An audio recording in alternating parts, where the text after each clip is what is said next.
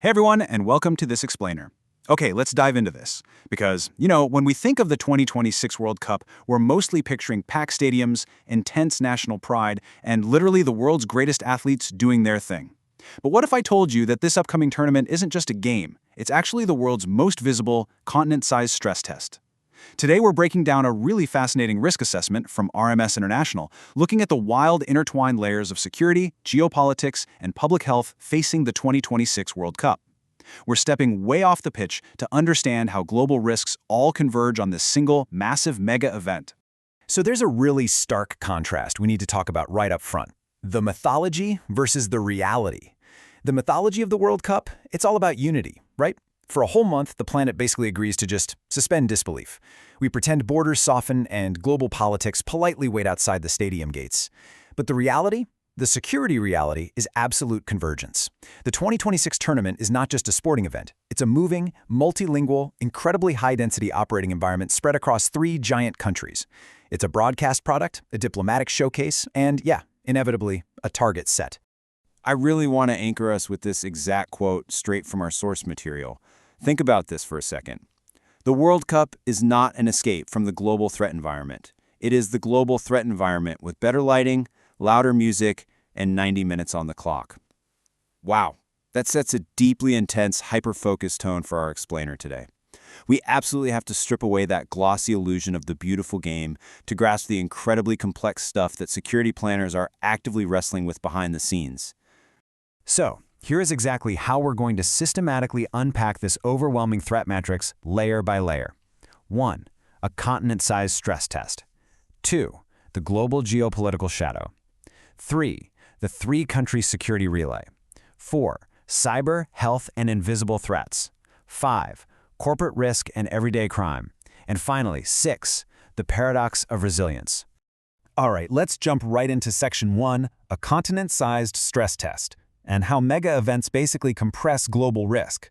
You see, mega events like the World Cup do something very specific and honestly pretty dangerous. They gather the incredibly affluent, the highly vulnerable, massive politicians, and totally opportunistic criminals all into super predictable patterns of movement. And because of that massive compression, the threat vectors just multiply like crazy. We're talking about terrorism, cyber attacks, riots, public health scares, disinformation campaigns, drone activity, and just your run-of-the-mill opportunistic crime, all happening at the exact same time. A normal city absorbs those kinds of pressures quietly, right? Over months or years. But a World Cup host city, it actively advertises them to the globe. It acts like a giant magnet for literally every single one of those risks. Moving on to Section 2.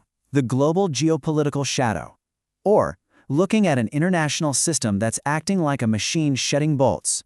Now, what's really interesting about this slide is how conflicts happening thousands and thousands of miles away cast a very direct, very real shadow right onto local hospitality spaces and soft crowds.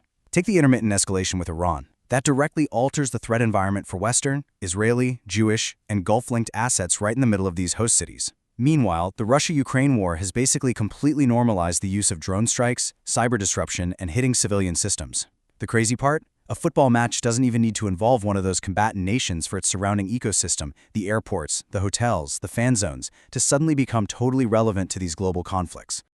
Which brings us to this absolutely crucial concept, the battlefield for attention. Look, the 2026 World Cup isn't going to be a conventional battlefield, right? But terrorist organizations and cyber actors know perfectly well it's a goldmine for global propaganda.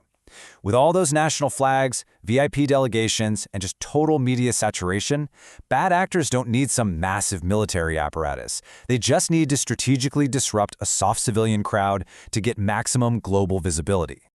Okay, Section 3, the 3-country security relay and how bad actors exploit the seams. We're going to narrow our focus down to North America right now.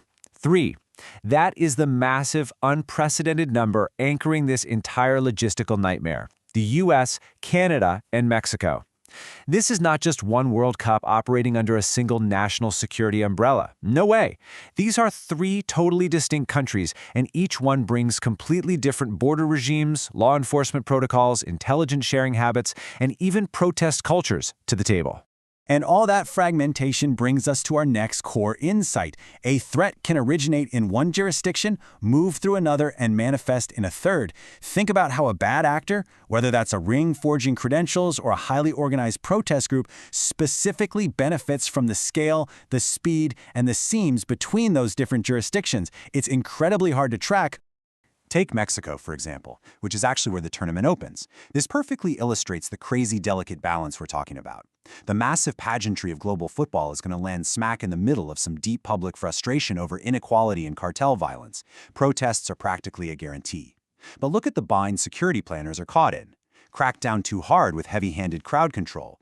Boom, you've just triggered a massive international reputational crisis on camera. But too little control. Well then, disorder and vandalism metastasize into a serious violent emergency. It is a total tightrope walk. Section 4. Cyber Health and Invisible Threats. Essentially, panic without a bomb. So let's shift away from physical security for a second to the invisible, micro-level threats that just slip right through transit hubs and networks. And this brilliantly illustrates how modern disruption works without a single physical weapon.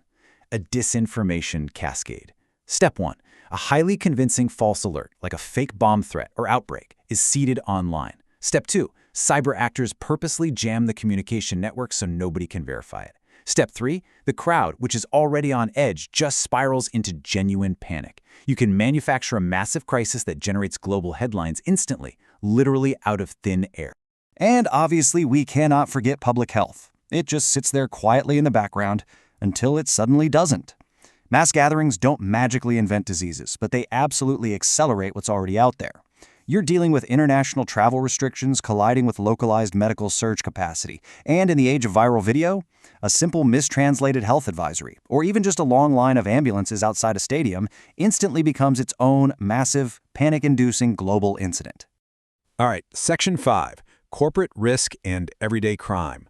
Opportunity in bulk. Let's bring the threat down to a super relatable everyday level.